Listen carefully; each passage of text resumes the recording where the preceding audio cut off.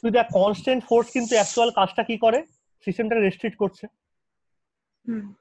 তাহলে এই যে একটা পার্টিকেল বা সিম্পল পেন্ডুলাম যখন দুলছে, ঠিক আছে, কনস্ট্যান্ট ফোর্স কিন্তু ওকে ওর ওই যে লেংথ অফ দ্য স্ট্রিংটাকে ফিক্স রেখে দিচ্ছে। তাহলে টেনশন যে কনস্ট্যান্ট ফোর্সটা, সেটা কি কোনোদিন সিস্টেমটাকে ডিসপ্লেস করতে চাইবে? চাইবে না করাতে, কোনোদিন চাইবে না করাতে, ওকে ফিক্স পজিশনে রেখে দিতে চাইবে। তারপরেও যদি সিস্টেমটা ডিসপ্লেস হয়, তখন তোকে সেটা তো মানে অ্যাকচুয়াল হলো না। মানে তুই বলছিস একদিকে হচ্ছে কনস্ট্যান্ট ফোর্স সিস্টেমটাকে একটা জায়গায় ফিক্স বসিয়ে রাখলো, তাকে রেস্ট্রিক্ট করছে তার মোশনটাকে, অথচ তবুও ডিসপ্লেসমেন্ট তুই কোন দিকে করছিস না, তোর ছবিটা ছিল এরকম, ফোর্সটা ছিল এইদিকে টেনশনটা, আর তুই কোন দিকে ডিসপ্লেসমেন্টটা করলি, ঠিক এই পজিশনে করলি। তাহলে এই দুটো এবার পারপেন্ডিকুলার, এটা টেনজেনশিয়াল হয়। তাহলে কনস্ট্যান্ট ফোর্সের সঙ্গে আমি বলছি লিখছি এইভাবে, টেনশনটাকে যদি আমি লিখি ভেক্টর সাইন দিয়ে, আর এই ডিসপ্লেসমেন্টটাকে ডিআর দিয়ে লিখলি, দুটোর মধ্যে অ্যাঙ্গেল যেহেতু 90 ডিগ্রি, তাহলে ওয়ার্ক ডানটা 0 হয়ে যাচ্ছে। তাহলে এরকম কোন একটা জায়গা যেখানে সত্যিকারের ডিসপ্লেসমেন্টটা হলো সত্যিকারের, কিন্তু অ্যাকচুয়াল বোঝ ডিসপ্লেসমেন্টটা সত্যিকারের হলো, কিন্তু with respect to the constant force ডিসপ্লেসমেন্টটাকে তুই বলতে পারবি হয়েছে, কারণ তখন তো ওয়ার্ক ডানটা 0। মানে ক্লাস 9-10 আমি যখন পড়তাম যে সাঁতার কাটছিস তুই নদীর মধ্যে, তুই হাত পা ছুটছিস, বা তুই ধর যে ওই গ্র্যাভিটি রেসপেক্ট তুই মনে কর মেঝে দিয়ে হেঁটে একটু এগিয়ে গেলি হরাইজন্টালি, আর গ্র্যাভিটেশন ফোর্সটা কোন দিকে আছে, টানছে তোকে হচ্ছে নিচের দিকে, তো রেস্ট্রিকশন সবসময় কিন্তু ওইটা। তার মানে আমরা বলতাম না কার্যহীন বল টাইপের জিনিসটা, অনেকটা সেই ধরনের ঘটনা। অনেকটা বলছি এই কারণে, কারণ পুরোপুরি কনসেপ্টটা ওটা নয়, সবসময় 90 ডিগ্রি নাও হতে পারে, কিন্তু ওইখান থেকে কনসেপ্টটা আসলো, যদিও ডিসপ্লেসমেন্টটা অ্যাকচুয়াল হতেও পারে, but with respect to the constant force displacement কিন্তু আসলে হচ্ছে না, বা হলে পরেও সেটা হচ্ছে নন অ্যাকচুয়াল। সত্যিকারের কনস্ট্যান্ট ফোর্সের ডিরেকশনে বা তার রেসপেক্টে অন্য কোনো ডিরেকশনে কিন্তু সিস্টেমটা ডিসপ্লেসমেন্ট হতে পারে না। পারে না এই কারণেই, কারণ তুমি তো মুখে বলছো কনস্ট্যান্ট, তুমি তো মুখে বলছো সিস্টেমটা রেস্ট্রিক্টেড, তাহলে ডিসপ্লেসমেন্টটা হলো কি করে? তাই কনস্ট্যান্ট ফোর্সের জায়গায় তুমি নিজেকে রাখো, তোমাকে নিজেকে তখন সান্ত্বনা দিতে হবে যে ওটা কিন্তু আসলে হয়নি, ওটা ভার্চুয়ালি হয়েছে, ওটা অ্যাকচুয়ালি হয়নি। যদি হয়েও থাকে তার জন্য কোনো টাইম গ্যাপ তুমি তখন ডিফাইন করবে না। তার মানে সোজা কথা কনস্ট্যান্ট ফোর্সটাকে ওই নিয়ে দেখো, যখন তুমি কনস্ট্যান্ট ফোর্সকে নিয়ে আসবে না, তখনই তো বিপদ হয়ে যাচ্ছে। আর তুমি ফোর্সটাকে কেমন দেখতে জানো না, তাও তুমি লিখে ফেলতে চাইছো, সেই সব জায়গাতে আনতে গেলে পরেই না ওই ভার্চুয়াল কথাগুলো তখন চলে আসতে শুরু করলো। কারণ অ্যাকচুয়ালি ওখানে কোনো ঘটনাই হচ্ছে না, সিস্টেম চুপ করে অ্যাকচুয়ালি ওর রেসপেক্টে বসে আছে। সিস্টেমের এই যে মুভমেন্ট, ওটা কিন্তু কনস্ট্যান্ট ফোর্সের জন্য হচ্ছে না, মুভমেন্ট গুলো তুমি ধাক্কা দিয়েছো বলে হচ্ছে, এইদিকে সরছে। অথচ কেউ বলো না তুমি কনস্ট্যান্ট ফোর্সের রেসপেক্টে ওয়ার্ক ডান গুলো বার করো, তার রেসপেক্টে ডিসপ্লেসমেন্ট বার করো, অলওয়েজ 0, কিছু হয়নি তখন, বা হলে পরেও যদি সত্যি তবুও তো হচ্ছে আসলে। মানে কথাটা তোমার দুটো একটু ঝামেলা আছে, যদিও হচ্ছে কিন্তু তবুও তো সবকিছু 0 করে এই জন্য এই সমস্ত ঘটনাকে তখন অ্যাকচুয়াল আর বলা হবে না, কি বলা হবে? ভার্চুয়াল। সব ভার্চুয়াল, তখন আর কোনো উপায় নেই রে বাবা। তার মানে যা কিছু অ্যাসোসিয়েটেড উইথ কনস্ট্যান্ট যদি কিছু হয়ে থাকে, মানে তোকে রেস্ট্রিকশন দেওয়া হলো, হ্যাঁ, যে তুমি ঘর থেকে বেরোবে না, তুই তাও বেরোলি কোনোভাবে, কোনো না কোনো ভাবে, তখন এবার তোকে রিপোর্ট করতে আসো রাত্রিবেলা, আছে ও কি ঘর থেকে বেরিয়েছিল, তখন যে তোকে বলেছিল রেস্ট্রিকশন দিয়েছিল, সে বললো যে ও যদি বেরিয়েও থাকে তাহলে আমার আমার মানে চোখের সামনে দিয়ে ঘটনাগুলো কিছু হয়নি, তাই আমি এটাকে ভার্চুয়ালি বলবো হয়েছে, সব লুকিয়ে লুকিয়ে হয়ে গেছে। তাহলে ভার্চুয়াল মানে এবার লোককে তো ডিফাইন করতে হবে না, লোককে ডিফাইন করলে এইভাবে ডিসপ্লেসমেন্টটা এমন যেটা কনস্ট্যান্ট ফোর্সের সঙ্গে সবসময় হচ্ছে পারপেন্ডিকুলার, আর যদি ডিসপ্লেসমেন্ট হয়ও সেটা কনস্ট্যান্ট ফোর্সের রেসপেক্টে, তার কোনো টাইম লাগছে না, মানে যদি চুপ করে হয়েও যায় না, আমি কোনো টাইম ডিফাইন করতে পারবো না। অথচ তুই জানিস যে যখন কোনো পার্টিকেল সরে তার তো একটা টাইম লাগে না, ফাইনাইট টাইম তো লাগে, কিন্তু ওই কনস্ট্যান্ট ফোর্সের রেসপেক্টে তুমি টাইম ডিফাইন করতে পারবে না। তাই এত কিছু ডেফিনেশন যখন অ্যাপ্লাই করতে পারছো না, তুমি টাইম লাগাতে পারছো না, সবসময় সবকিছু চাপ আছে, সব ক্যালকুলেশন 0 পাচ্ছ, তাই এটাকে অ্যাকচুয়াল তুমি বলবে না।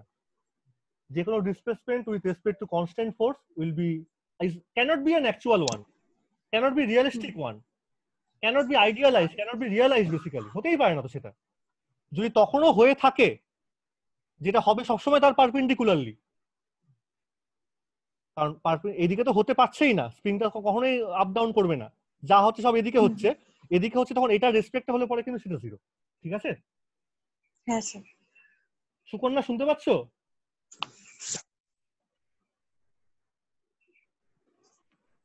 কিছু প্রবলেম হচ্ছে মনে হচ্ছে, যাই হোক ঠিক আছে। সায়ক জয়েন করার চেষ্টা করছে। বিক্রম ঠিক আছে, শোনা যাচ্ছে? আমার এবার এইটার দিকে দেখো, আমি কিন্তু আমি এবার ধরে নিয়েছি, আমি খুব শর্টে বলছি কারণ এগুলো ক্লাসেও অনেকবার করেছি, আমি একটু খাতা খুলে বা যে কোনো বই তুমি দেখো না কেন, আমার কাছে একটা সিস্টেম আছে যেখানে আমি ধরে নিয়েছি দেয়ার আর n পার্টিকেলস,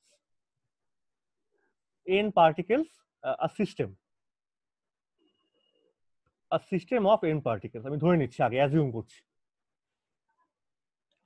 তার মানে তুমি তুমি যাই পজিশন লিখবে না কেন, সব পজিশন গুলোকে তুমি, আমি এখানে এক্স লিখেছি ঠিক আছে, তুমি এক্স কোঅর্ডিনেট নিয়ে কাজ করছো ধরে নাও, বেসিক্যালি আর দিয়ে লেখার কথা, কিন্তু আর তো আবার সেই একটা তিনটে কম্পোনেন্ট নিয়ে বারবার তো বলা মুশকিল। আমি এক্স নিয়ে আমি কাজ করছি, ধরে নিচ্ছি আমি একটা এক্স ডিরেকশনের মোশনটা আছে বা এরকম, বা এক্স কম্পোনেন্ট নিয়ে দ্য মোশন ইজ, কি বলবো, the motion is analysed along the x direction only, তুমি ওই দিক থেকে ইনভেস্টিগেট করছো, তাতে তো কোনো অসুবিধা নেই, ওয়াই আর জেড বাই ডিফল্ট একইভাবে অ্যানালাইসিস হবে।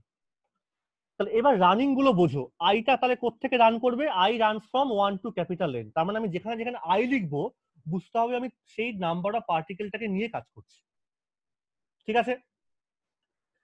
কিন্তু এবার দেখো, তুমি যখন এক্স আই লিখছো তার মানে তুমি বুঝছো যে আয়েত পার্টিকেলটাকে নিয়ে তুমি কাজ করছো, তার পজিশনটাকে তুমি লিখছো with respect to some suitably chosen origin, যে কোনোখানে তুমি অরিজিন চুজ করতেই পারো।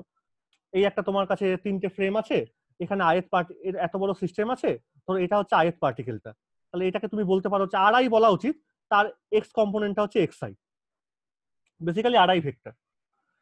এবার তুমি বুঝে গেছো যে আমার কাছে তো সব কোঅর্ডিনেট সিস্টেম নিয়ে কাজ করলে হবে না, কার্টেসিয়ানও লিখবো না, রেক্টাঙ্গুলার পোলারও লিখবো না, সিলিন্ড্রিক্যাল পোলারও লিখবো না। দেখো, রেক্টাঙ্গুলার পোলার বা সিলিন্ড্রিক্যাল পোলার না অনেক পরে ইন্ট্রোডিউস হয়েছে, তখন সবাই লোকজন বিশ্বাস করতে হচ্ছে কার্টেসিয়ান কোঅর্ডিনেট, ওই জন্য না আমি এক্স ফেজ গুলোকে বেশি লিখছি, আরো নিউটনটাকে পুরোপুরি সরিয়ে দেওয়ার জন্য তার ইকুয়েশনটাকে দিয়ে তাকেই আমি সরিয়ে দেবো, তাই লোকে চেষ্টা করলো।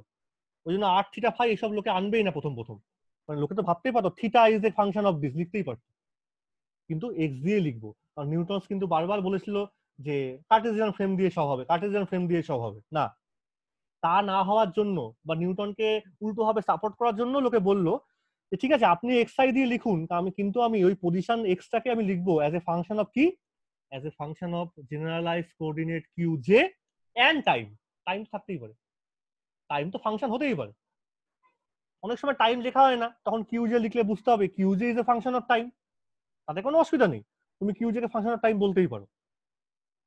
তাহলে এইখানটা বোঝো, তুমি কিন্তু আর এক্স কে ইকুয়েশন যখন আমি এবার লিখতে চেষ্টা করছি এমন একটা ইকুয়েশন, বা আমার উদ্দেশ্যটা বোঝো, আমাকে এমন একটা ইকুয়েশন লিখতে হবে বা নিউটনস লকে এমন ভাবে লিখতে হবে যেটা কিনা যে কোনো কোঅর্ডিনেট সিস্টেমে ভ্যালিড হয়।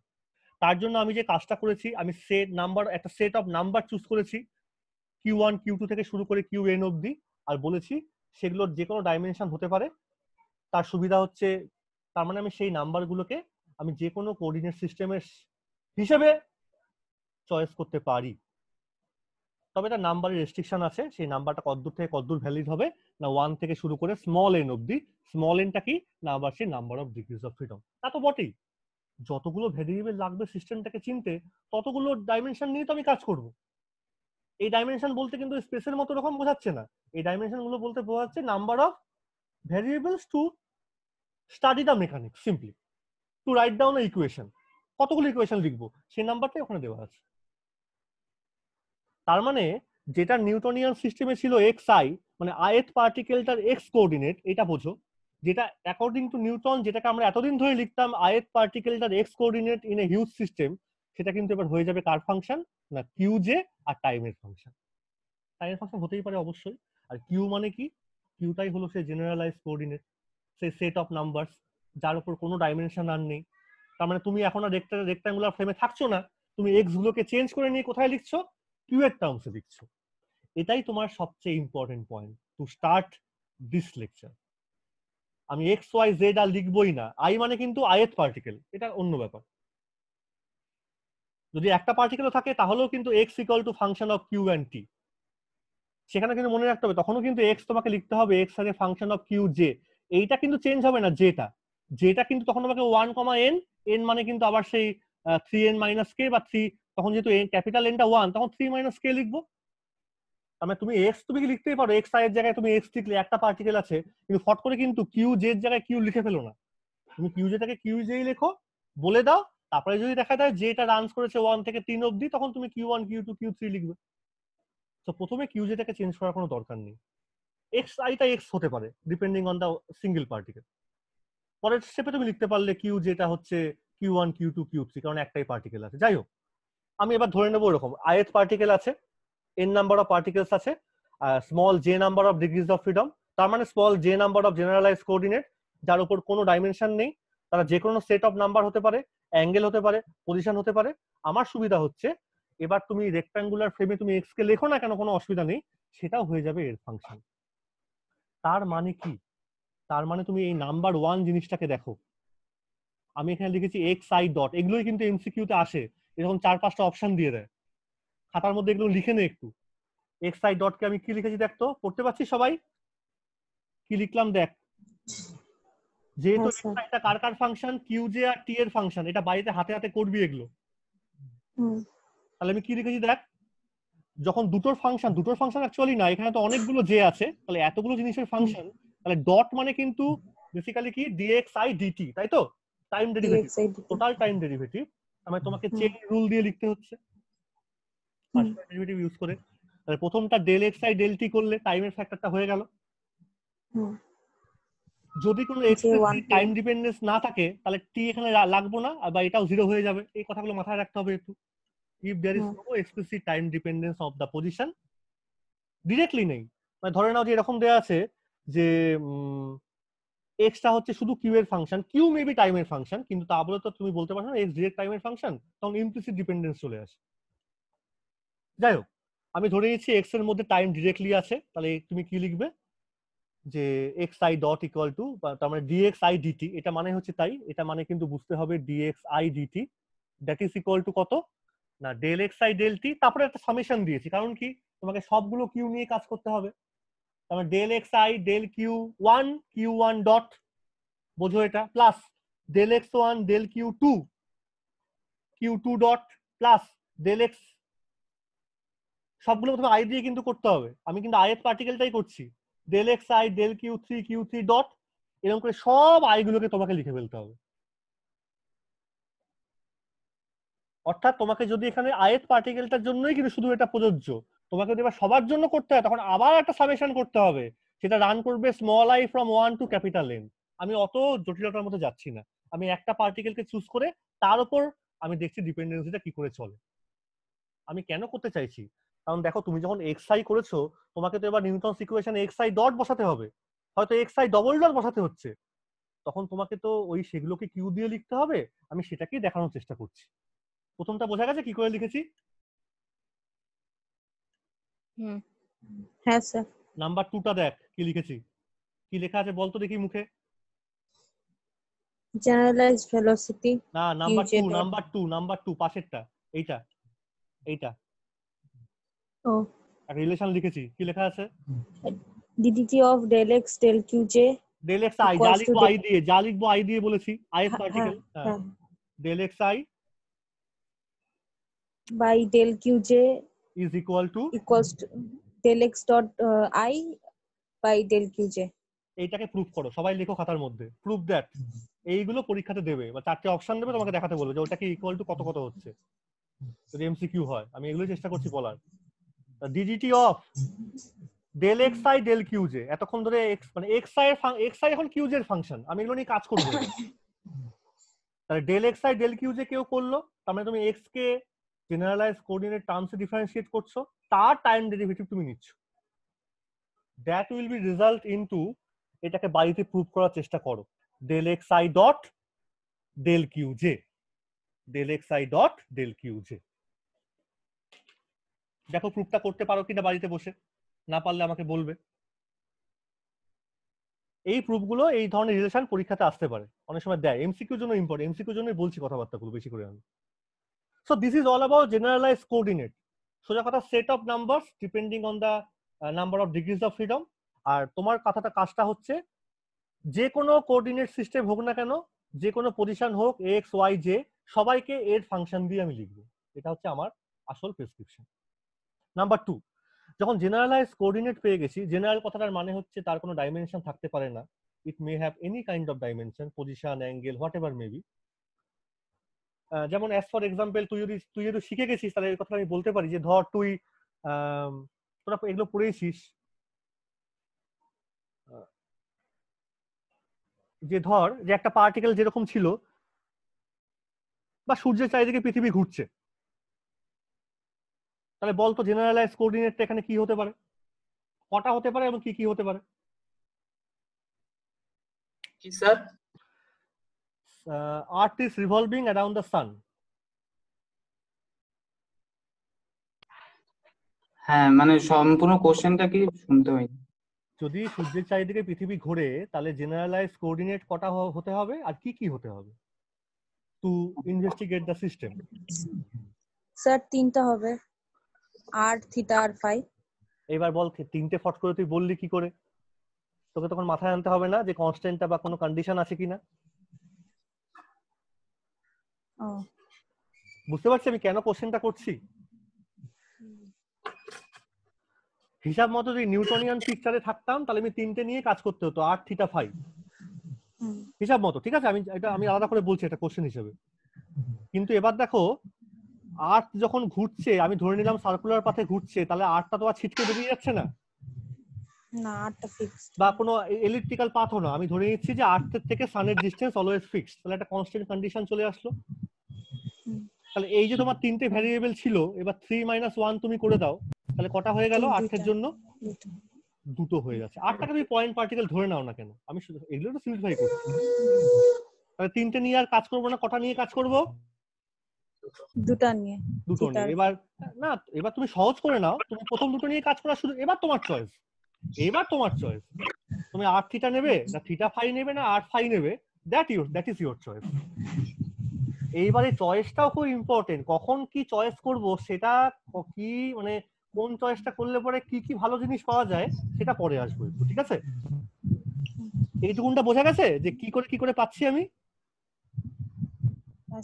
তাহলে ডিগ্রিজ অফ ফ্রিডমের সঙ্গে কিন্তু ভীষণ ইম্পর্টেন্ট যে কটা কোঅর্ডিনেট নিয়ে তোমায় কাজ করতে হবে। সবগুলো নিয়ে তাহলে কাজ করছি না, তুমি দুটো নিয়ে কাজ করছো আর কিছু না। তার মানে আর্থের পজিশনটাকে কেউ যদি লেখে শুধুমাত্র এক্স দিয়ে, তখন তুমি বলবে কিন্তু x is a function of r and theta, or theta and phi, or phi and z and t লিখলে। তার মানে এই যে কিউ যে তুমি লিখেছিলে, তার মানে basically J runs from 1 to 2 হচ্ছিল, দুটো পাচ্ছিলে। তাহলে Q1 Q2, সেই একটা Q1 টা হলো হচ্ছে আর, আর একটা Q2 হলো থিটা। বুঝতে পারছো কি বলছি? বলো এখানটা বুঝতে পেরেছো কিনা একটা এক্সাম্পল দিয়ে বল, বুঝতে পারলি কি বুঝতে পারলি না? হ্যাঁ স্যার। মানে কিউ কিন্তু আমি এখনো আর থিটা দিয়ে লিখবো না, কারণ আমাকে পুরো ব্যাপারটাকে না খুব জেনারেলি ভাবে পড়তে হবে, সবার জন্য যাতে অ্যাপ্লিকেবল হয়। এই জন্যই বারবার কিউ গুলোকে নিয়ে আসা হয়। তোরা এইভাবে গোলাস না, মানে কিউ কেন লিখবো, কারণ আমাকে এমন একটা ইকুয়েশন তৈরি করতে হবে যেটা যে কোনো প্রবলেমের স্টার্টিং পয়েন্টে আমি ইকুয়েশনটাকে লিখবো, তারপরে আমি দেখবো যে আমার সিস্টেমটা অ্যাকচুয়ালি কি, তখন সেই ইকুয়েশনটাকে আমি আবার চেঞ্জ করে সেই কোঅর্ডিনেট গুলো দিয়ে লিখবো। এই আমার দুটো স্টেপ। নিউটনস লকে তো আমি লিখবোই না, আর নিউটনস ল ইটসেলফ কিন্তু জেনারেল ফর্মে নেই, একটা পার্টিকুলার কোঅর্ডিনেট সিস্টেমের জন্য ডিফাইন্ড হয়ে বসে আছে এক্স ওয়াই জেড। তা তোমাকে ওইটার বাইরে চলে এসে তোমাকে কিউ ফিউ দিয়ে ইকুয়েশন গুলোকে লিখতে হবে। লেখার পর তোমাকে দেখে নিতে হবে যে কতগুলো এন বা কতগুলো জে আছে, ততগুলো ইকুয়েশন লিখবো। আর তারপরে তোমার হাতে ডিপেন্ড করবে কোন কোন সেই জে গুলোকে তুমি ইউজ করবে। যেমন এখানে আর থিটাকে ইউজ করছি, বা থিটা আর ফাইকে, না আর না ফাইকে ইউজ করবো, সেটাই একটু বুদ্ধির ব্যাপার। সেটা শুধু বুদ্ধিও না, সেটা ডিপেন্ড করছে বললাম তুমি কি চাইছো। এবার কি চাওয়া ব্যাপারটা একটু পরে আসছে, আপাতত তুমি এসব পরের সেগমেন্টের মধ্যে। জেনারেলাইজ ভেলোসিটি, যেমন আমি সিম্পলি যখন লিখি এক্সআই, তার ভেলোসিটিটাকে আমি লিখি হচ্ছে এক্সআই ডট, কিন্তু এটা তো কার্টেসিয়ান ফ্রেম হয়ে যাচ্ছে, তোমাকে কোঅর্ডিনেট ইন্ডিপেন্ডেন্ট ফ্রেম লিখতে হবে। তাই তুমি লিখছো জেনারেলাইজ ভেলোসিটিটাকে ঠিক এর সামনে এর মতো করে সামঞ্জস্য রেখে কিউ জে ডট ডিফাইন করছো ডি কিউ জে ডিটি দিয়ে। তার মানে যদি এখন এটা আর হয় কিউটা, তাহলে আর ডট হবে হচ্ছে ডি আর ডিটি। যদি কিউটা হয়ে যায় থিটা, তাহলে জেনারেলাইজ ভেলোসিটি হবে থিটা ডট। যদি কিউটা হয়ে যায় ফাই, তাহলে জেনারেলাইজ ভেলোসিটি হবে ফাই ডট। এইভাবে চলবে। সো আমি যাই লিখবো না কেন সবগুলো লিখবো হচ্ছে জেনারেলাইজড কোঅর্ডিনেট, সবকিছু কোঅর্ডিনেট ইন্ডিপেন্ডেন্ট ফর্মে লেখার চেষ্টা করছি। এটা মাথার মধ্যে একটু ঢুকিয়ে রাখো ইনিশিয়ালি। তারপর তো depending on the situation, depending on the system, তুমি এবার কিউ গুলোকে চেঞ্জ করছো, আর থিটা নেবে না থিটা ফাই নেবে, সেটা তো পরের কথা। কিন্তু তোমাকে যখন যে কোনো একটা সিস্টেমকে দিয়ে প্রথমে স্টার্ট করতে হবে, তুমি দেখো না, লেট আস কনসিডার, বা তুমি প্রথমে যখন একটা প্রবলেম সলভ করো, তুমি একটা ইকুয়েশন লিখে ফেলো না ফার্স্টেই, যে the differential equation to solve this problem is this. আমি সেই ডিফারেন্সিয়াল ইকুয়েশনটা লিখতে চাইছি নিউটনিয়ান ফর্মে আর না, অন্য একটা স্কেলার ফর্মে। তার জন্য আমাকে এতগুলো কিউ ফিউ নিয়ে আনতে হচ্ছে, আর কিছু নয়। বোঝা যাচ্ছে কি বলতে চাইছি? ঠিক আছে এভরিবডি? এইবার দেখো, শুনতে পাচ্ছ তো সবাই? হ্যাঁ স্যার। এইবার আমার যে তারপরে আর একটা পয়েন্ট আসলো, সেটা জেনারেলাইজড ফোর্স। আমি এগুলো ক্লাসে করিয়েছি, এটা বাড়িতে আবার হাতে সবাই করো। যে তুমি নিয়েছো, ধরো সামেশন করে আমি লিখেছি আয়ত পার্টিকেলকে, আয়ত পার্টিকেলটার উপর তুমি একটা ফোর্স দিয়েছো এফআই। তাহলে আমি সামেশনটাকে আর লিখলাম না, এখানে সামেশনটাকে উঠিয়ে দিয়ে লিখছি, একটাই তুমি কনসিডার করে নাও। তাহলে এত বড় সিস্টেমের মধ্যে তুমি আয়ত পার্টিকেলটাকে চুজ করেছো, তার উপর যে ফোর্সটা তুমি দিয়েছো তাকে তুমি বলছো এফআই, বা টোটাল সিস্টেমটার উপর তুমি এফ ফোর্স দিয়েছো, সেই এফ ফোর্সটার গিয়ে যে তার যে কম্পোনেন্টটা গিয়ে আয়তটাকে ধাক্কা মারছে তার নামটা হচ্ছে এফআই। একইভাবে ভাবতে পারো। সেই ক্ষেত্রে তোমার পার্টিকেলটা সরে যাবে, সেই পার্টিকেলটা সরলে তার এক্স ডিরেকশনে যদি সরণটা বা ডিসপ্লেসমেন্টটা ওরকম এক্স ডেল্টা এক্স আই হয়, তখন কিন্তু তুমি ডেল্টা এক্স আই কে লিখবে হচ্ছে এই ফর্মে, del X I del Q J delta Q J. এই ফর্মে লিখলে পরে তুমি তখন ওয়ার্ক ডানটাকে লিখবে হচ্ছে F I delta x I. তারপরে তুমি এটাকে বসিয়ে দাও, বসানোর পরে তোমার আস্তে আস্তে এরকম একটা স্ট্রাকচার চলে আসবে। অর্থাৎ ওয়ার্ক ডানটাকে তখন দেখা যাবে এইরকম ফর্মে না লিখে তোমার আসছে হচ্ছে Q J del Q J. অর্থাৎ এফ আই ডেল্টা এক্স এর বদলে তুমি দেখবে এরকম একটা রিলেশন পেয়ে যাচ্ছে। এটা বাড়িতে হাতে একবার করো সবাই। কি শুরু করছো? আয়ত পার্টিকেলটাকে নিয়ে শুরু করছো, তার উপর এমন একটা ফোর্স দিচ্ছ যার কম্পোনেন্টটা ওর ওপর হচ্ছে এফআই, সেটা সরে যাচ্ছে, ধরে নাও এরকম একটা ছোট ডিসপ্লেসমেন্ট। এই ডেল্টা মানে হচ্ছে কতটা ছোট, তুমি যেহেতু যখন বুঝতে না পারো তখন এরকম সিম্বল ইউজ করতে হয়। এটা একটা ইনফিনিটেসিমাল ডিসপ্লেসমেন্ট। ডেল আমি ইউজ করি কারো রেসপেক্টে বোঝাতে গেলে, আর এইটা যখন বোঝাই তখন হচ্ছে শুধুমাত্র ডিসপ্লেসমেন্টটা, শুধু ইন্ডিপেন্ডেন্টলি এতটা সরলো, খুব ছোট বলে আমি এরকম একটা সিম্বল ইউজ করছি। রিস্কিট হলে আমি এরকম ইউজ করতাম। আর এই ডেলটা মানে হচ্ছে, এই ডেল মানে কারো রেসপেক্টে বার করছো। তাহলে তুমি এটাকে লিখতে পারছো কি করে? ফাংশনাল ফর্মে লিখছো এরকম ভাবে, চেন রুলটা ইউজ, আমি সামেশনটা লিখলাম না। তাহলে ওয়ার্ক ডানটা হওয়ার কথা এরকম, যদি কার্টেসিয়ান কোঅর্ডিনেটে হয়। কিন্তু এটাকে তুমি যদি কোঅর্ডিনেট ফ্রি ফর্মে লেখো, এরকম ফর্মগুলোকে ইউজ করে, এরকম ফাংশনগুলোকে ইউজ করে, you will get this relation, যেখানে q j will be this. তাহলে এখন ফোর্সের জায়গায় যেন মনে হচ্ছে আমার এফটাকে না করে তোমার ক্যাপিটাল কিউ চলে আসলো। কারণ ফোর্স কথাটাই কিন্তু অ্যাকচুয়াল অ্যাপ্লাই হয় রেক্ট্যাঙ্গুলার কার্টেসিয়ান সিস্টেমে, নিউটনিয়ান ডোমেইনে। তোমার তো বাবা শুধু ফোর্স নিয়ে কাজ করলে হবে না। আর ফোর্স নিয়ে কাজ করা মানে হচ্ছে তুমি কোথায় বসে আছো না, এক্স ওয়াই জেড সিস্টেমে বসে আছো। তোমাকে ফোর্সের অ্যানালগ হিসেবে, ফোর্সের অন্য কোঅর্ডিনেট ইন্ডিপেন্ডেন্ট ফর্ম হিসেবে তোমাকে অন্য একটা কোয়ান্টিটি ইউজ করতে হবে, যার নামটা অবশ্যই কি হবে? Generalised force. তাকে তুমি এবার কিউ দিয়ে লিখছো, তার ফর্মটা হচ্ছে এইটা, যেখানে এক্স আই গুলো হয়ে আছে কিউ জে এর ফাংশন। এক্স আই মানে হচ্ছে আয়ত পার্টিকেলটার, আর কিউ জে মানে কতগুলো ডিগ্রিজ অফ ফ্রিডম আছে, কতগুলো জেনারেলাইজ কোঅর্ডিনেট আছে। আর এফ আইটা তো বললাম আয়ত পার্টিকেলটার উপর ওই ফোর্সটা হচ্ছে। তার মানে কিউ জেটার এক্সপ্রেশনটা হচ্ছে এইটা। এইটা বাড়িতে আরেকবার করে দেখো হাতে, যে কি করে তুমি এটা পাচ্ছ। আবার বলছি, যদি কিউ জেটা থিটা হয়, মানে যদি কিউটা ইটসেলফ এক্স হয়, তাহলে তো জেনারেলাইজ ফোর্সটা হচ্ছে ফোর্স। কিন্তু কিউটা যদি থিটা হয়ে যায়, মানে যদি কোঅর্ডিনেটটা চেঞ্জ হয়ে গিয়ে অ্যাঙ্গেল হয়ে যায়, তখন ফোর্সটা কিন্তু ফোর্স থাকবে না, তখন টর্ক হয়ে যাবে। তার মানে তুমি কিন্তু সবকিছু নিয়ে আসছো কোথাও জেনারেলাইজড এই টার্মটার মধ্যে। তার মানে জেনারেলাইজ কোঅর্ডিনেটকে তুমি দেখছো, জেনারেলাইজ ভেলোসিটিকে তুমি দেখছো, জেনারেলাইজ ফোর্সকে তুমি দেখছো। এরপরে তোমার যে কাজটা হবে সেটা হচ্ছে তুমি একটা কাজ করবে বাড়িতে এবার গিয়ে, বা বাড়িতে বসে নিয়ে, বাড়িতে আছো আর যেতে হবে না কোথাও, সেটা হচ্ছে কাইনেটিক এনার্জি এই জিনিসটাকে দেখা। এটা তুমি জানো যে কত হয় না dxi dt হোল স্কোয়ার। আরেক পার্টিকেলটা শুধু এক্স কোঅর্ডিনেট নিয়ে কাজ করছো। আমার তোমাকে কোশ্চেন থাকলো এইটা যে express this kinetic energy in terms of q j dot, আর যদি ক্যাপিটাল কিউজে আসে আসবে। এই তিনটাকে দিয়ে তুমি এই টিটাকে রিপ্লেস করে দেখাও ঘরে বসে।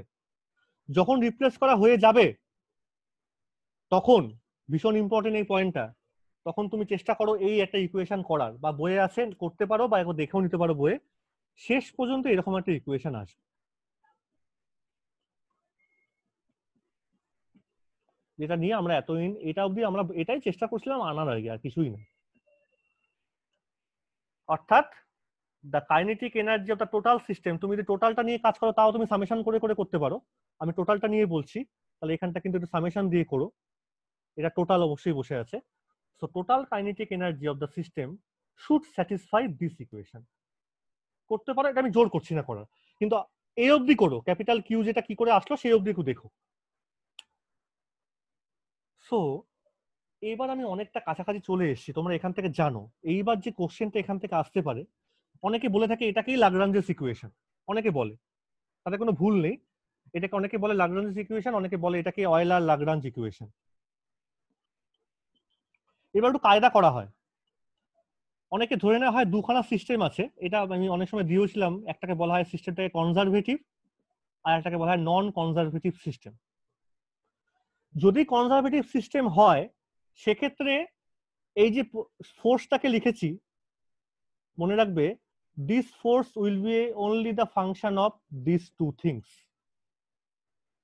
আর যদি নন কনজারভেটিভ সিস্টেম হয় তখন কিন্তু মনে রাখবে force is a function of q j dot and t. তার মানে ক্লাসিক্যাল মেকানিক্সে বা এমনি মেকানিক্সেও, ক্লাসিক্যাল মেকানিক্সে বিশেষ করে কনজারভেটিভ নন কনজারভেটিভ বলতে বোঝায় ভেলোসিটি ডিপেন্ডেন্ট কেস। ভালো করে মন দিয়ে এটা শুনে রাখো, ভেলোসিটি ডিপেন্ডেন্ট কেস। যেখানে ভেলোসিটি ডিপেন্ডেন্ট থাকবে, ডিপেন্ডেন্সি, তার মানে বুঝবে সেই সিস্টেমটা হচ্ছে কনজারভেটিভ, নন কনজারভেটিভ। আর যেখানে ডিপেন্ডেন্সি নেই সেটা হচ্ছে কনজারভেটিভ। আমাদের এটা নিয়ে বেসিক্যালি কাজ করতে হয়। এইবার তুমি জানো ফোর্স থেকে পোটেনশিয়াল পাওয়া যায়, কার্টেসিয়ান ফ্রেমে তুমি অনেকবার দেখেছো এইভাবে পোটেনশিয়ালটাকে লেখা হয় force equal to minus gradient of V. কিন্তু এটা কার্টেসিয়ান ফ্রেমে হয়ে যাচ্ছে, তাই তুমি এটাকে চেঞ্জ করে দাও, চেঞ্জ করে নিয়ে চলে এসো হচ্ছে এইরকম ফর্মে। গ্রেডিয়েন্টের জায়গায় ডেল ডেল নিয়ে আসলাম, এক্স ওয়াই জে সরে গেল, চলে আসো তার জায়গায় কিউ জে। ভিটা হচ্ছে সেই পোটেনশিয়ালটা যেটা কিন্তু এবার কিউ জে এর ফাংশন আর টাইমের ফাংশন। টাইম এখানে আমি ধরছি না, আমি টাইম ফাংশন ফট করে ধরছি না, তুমি এইটুকুনি লেখো। সব জায়গায় টাইম লিখতেও পারো, কোনো অসুবিধা নেই, কিন্তু এক্সপ্লিসিট টাইম ডিপেন্ডেন্সি এখানে নেই। So this will be again call generalize potential. আবার যদি এরকম একটা নন কনজারভেটিভ সিস্টেম হয় তখন কিন্তু কিউজেটাকে তুমি লিখবে হচ্ছে minus del V del q j, আর ওই পার্টটার জন্য ভেলোসিটি পার্টটার জন্য লেখা হয় d d t of del V del q j dot. অর্থাৎ এই প্লাস সাইনটাকে নিয়ে আসা হয় ডিসিপেটিভ ফোর্সের জন্য। হয়তো কোনো ফ্রিকশনাল ফোর্স টোর্স এগুলো আছে যেটা টাইম ডিপেন্ডেন্সি ফোর্স। মানে দেখো মাইনাস সাইন মানে কিন্তু তোমাকে work done against the system করতে হচ্ছে ইকুইলিব্রিয়াম পারপাসে, কিন্তু মাইনাস সাইনটাকে নিয়ে আসা হয়, এটা তোমরা নিশ্চয়ই জানো ক্লাস 9, 11, 12 থেকে। আর প্লাস সাইন মানে কিন্তু সিস্টেম থেকে এনার্জি এমনি লস হয়ে যাচ্ছে ইটসেলফ, তাই এই প্লাস সাইনটাকে ওখানে নিয়ে আসা হয়েছে। যাই হোক না কেন দুটোই তুমি ইউজ করো না কেন কোন ইকুয়েশনটার মধ্যে, ওই টি এর ইকুয়েশনটার মধ্যে, তাহলে জেনারেলাইজ পোটেনশিয়াল মানে তার মধ্যে ভেলোসিটি টার্ম থাকবে, থাকতেই পারে। কনজারভেটিভ সিস্টেম মানে তার মধ্যে ভেলোসিটি টার্ম থাকবে আর থাকবে না, আর নন কনজারভেটিভ মানে ভেলোসিটি টার্ম থাকবে। আমার ফাইনাল ইকুয়েশনটা এরকম দাঁড়াবে, for conservative or non conservative what ever may B, this is your equation. যেখানে এলটা হচ্ছে টি মাইনাস ভি অবভিয়াসলি। এখন ডিপেন্ড করছে ভিটা কিরকম, ভিটা হতে পারে কিউজে আর কিউজে ডটের ফাংশন, অথবা ভিটা হয়ে গেছে শুধু কিউজের ফাংশন। অর্থাৎ বুঝতে হবে যখন এইটা আছে তখন নন কনজারভেটিভ, যখন এটা আছে তখন কনজারভেটিভ, হোয়াট এভার মেবি। দুটোর ক্ষেত্রেই তুমি এরকম ইকুয়েশন পাচ্ছ, ওই টি এর ইকুয়েশনের মধ্যে সাবপ্রেস করলে পরে কিউজের জায়গায়। This L is called the Lagrangian. So actually কিন্তু মনে রাখতে হবে ল্যাগ্রাঞ্জিয়ান কার কার function, q j dot and t. কারণ দেখো কনজারভেটিভ সিস্টেম হলেও তোমার মাথায় আসবে স্যার ভি এর মধ্যে তো কিউজে ডট নেই, তা না থাক, কিন্তু টি এর মধ্যে তো কিউজে ডট সবসময় আছে। তাই জন্যই ল্যাগ্রাঞ্জিয়ান কিউজের ফাংশন তো হবেই, কারণ ভি এর মধ্যে কিউজে আছে, থাকতেই হবে। কিউজে ডটের ফাংশন কেন হচ্ছে, কারণ টি এর মধ্যে সবসময়তেই আছে, ভি এর মধ্যে থাক বা না থাক। আর টাইমের ফাংশন তো হতেই পারে যদি এক্সপ্লিসিট টাইম ডিপেন্ডেন্সি থাকে। So this is our Lagrange's equation that can be now applied. এখনো কিন্তু জানি না আমরা অ্যাপ্লাই করলে পরে ঠিকঠাক সলিউশন পাবো কিনা, কিন্তু আমরা degrees of freedom, coordinate independent form এগুলোকে মাথায় রেখে, ছবি আঁকবো না এগুলোকে মাথায় রেখে, ভেক্টর ফর্ম এগুলোকে মাথায় রেখে নিউটনিয়ান ডোমেন থেকে আশা করছি একটু হলেও সরে আসতে পেরেছি। আমি এনার্জির টার্মসে সবকিছু করার চেষ্টা করছি। এবার শুধু আমাকে একটা জিনিসই দেখতে হবে যে নিউটনিয়ান মেকানিক্সে আমরা যে যে প্রবলেম সলভ করেছিলাম সেগুলো এখানেও সলভ করা যায় কিনা, আর যেগুলো সলভ করতে পারছিলাম না সেগুলো এখানে সলভ করা যায় কিনা। কারণ কনস্ট্যান্ট ফোর্স যদিও ডিরেক্টলি নেই, ভেতরে তো লুকিয়ে আছে in the form of generalised coordinate. এটাই হচ্ছে আমার বেসিক কথা বলার উদ্দেশ্য। অনেকগুলো কিন্তু প্রবলেম পরপর এখান থেকে প্রচুর এমসিকিউ কিন্তু জিজ্ঞেস করতে পারে ফর্ম দিয়ে। সাবধান, সবাই অন করো অডিও।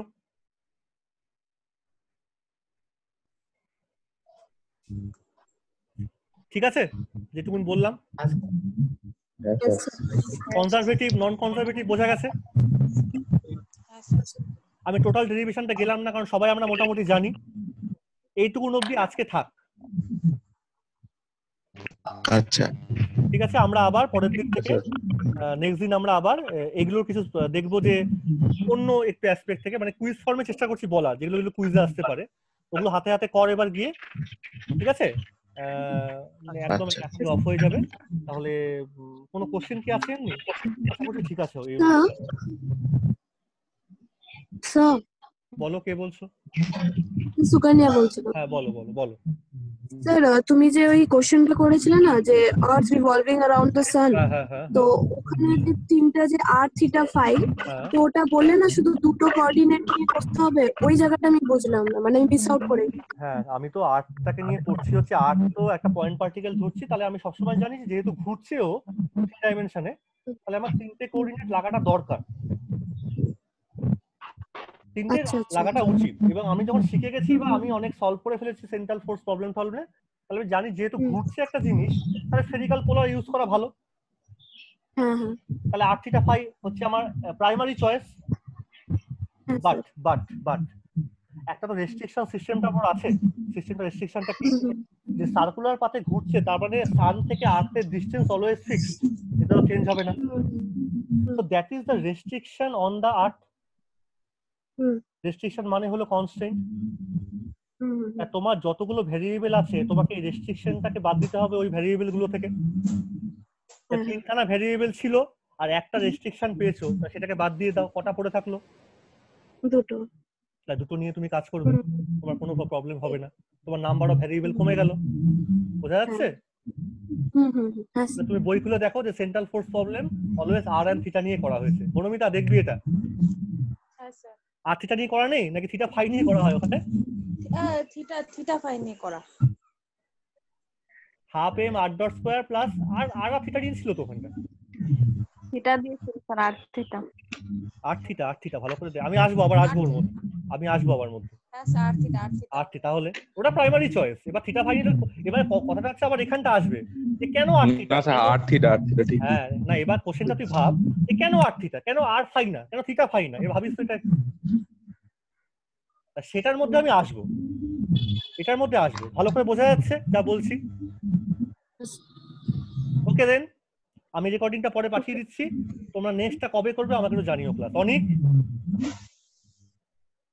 স্যার বোঝা যাচ্ছে? হ্যাঁ ঠিক আছে। তবে নেক্সট ক্লাস সবাই করবে, আমাকে একটা ডেট জানিয়ে দিও। Okay sir. ঠিক আছে, দেন ওকে, সাবধানে থেকো, সবাই ভালো থেকো, take care. Same to you sir. হ্যাঁ sir. Thank you, bye bye. Okay, ঠিক আছে, ঠিক আছে, ওকে। Thank you sir.